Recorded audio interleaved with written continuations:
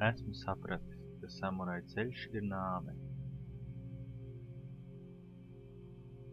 Situācijā vai nu viens vai otrs, nešauboties izvēlies nāvi. Tas nav grūti. Saņemies un rīkojies izlēmīgi.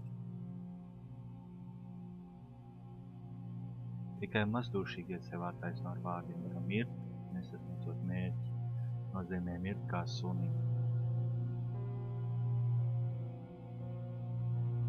Izdarīt pareizu izvēli situācijā vai nu viens vai otrs ir praktiski neiespējami.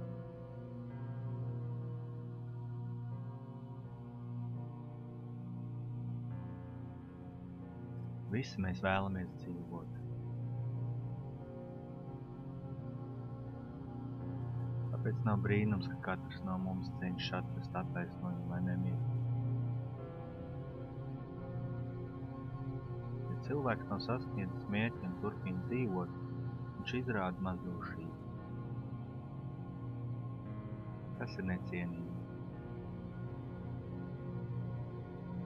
Tomēr, ja viņš nesasniedz mērķi un nomirst, tas tik tiešām ir fanātisms un suņu nāve, taču tajā nav nekā apkaunojuma. Šāda nāve ir samuraja ceļš.